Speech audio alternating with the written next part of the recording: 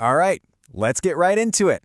Today, we are talking all about clutch repair. But listen, this isn't just about yanking out old parts and throwing in new ones.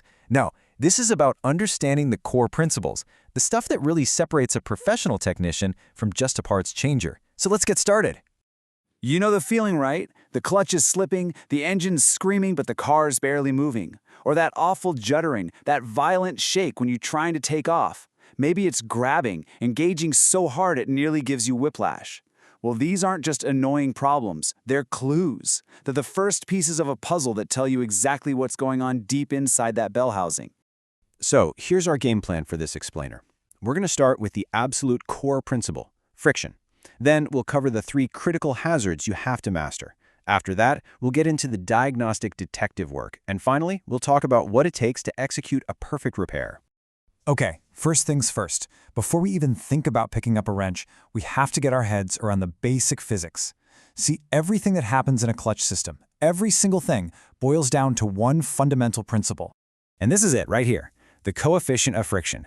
A clutch really only has one job, to manage friction. It needs to create friction to send the engine's power to the wheels, and it needs to interrupt that friction so you can change gears. That's it. Every problem you'll ever see, slipping, dragging, you name it, is a failure of this one simple idea. Now, how we actually control that friction, well, that depends on the system.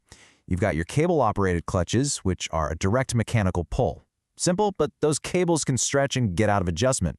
Then you have your hydraulic systems, which use fluid pressure. They feel great, but they can be a real headache if you get a fluid leak or air in the lines. Knowing which one you're dealing with is a huge first step in any diagnosis. Next up, and this is something a true professional never, ever glosses over, safety. Before any real work starts, there are 3 non-negotiable hazards we absolutely have to get under control. That's right, there are 3 of them, and these aren't just friendly suggestions from a textbook. We're talking about mandatory safety controls that are required knowledge for anyone working in a professional shop. First up, clutch dust. You never ever blow it out with compressed air. You've got to suppress it and capture it safely. Second, clutch fluid. Remember, that's corrosive brake fluid, and it's nasty stuff for the environment. It has to be trapped and disposed of the right way. And third, lifting. A transmission is a heavy, awkward beast. Using the proper transmission jacks and hoists isn't just a good idea, it's mandatory. And I really need to hammer this point home, especially about the dust. This isn't about keeping the floor clean, okay? This is about preventing a life-altering lung disease. A single mistake, one wrong move on an older vehicle could release asbestos fibers. You won't feel it, you won't see it, but the consequences could show up decades later. This is a massive health risk and a huge part of being a competent technician.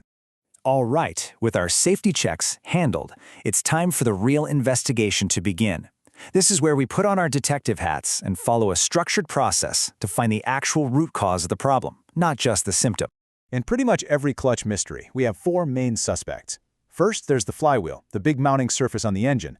Then you've got the clutch disc itself, the part that's actually designed to wear out. Our third suspect is the pressure plate assembly, the source of all that clamping force. And finally, the release bearing, the part your foot is actually moving. Our culprit is almost certainly one of these 4. Now, our investigation follows a strict 3-stage process, and you got to do this before you even think about ordering new parts. You start with a road test to confirm the slip or the drag or whatever the complaint is. Then you categorize the fault. Is it just worn out? Is there an oil leak contaminating everything? Or is it just a simple misadjustment?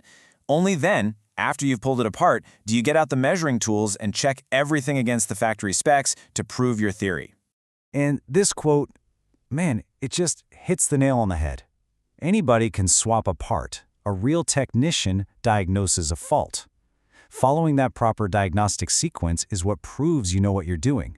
It's what makes sure you fix the problem right the very first time. So we've found our culprit. We've confirmed the diagnosis. Now it's time to close the case. A perfect repair is all about doing things with precision and then verifying your work.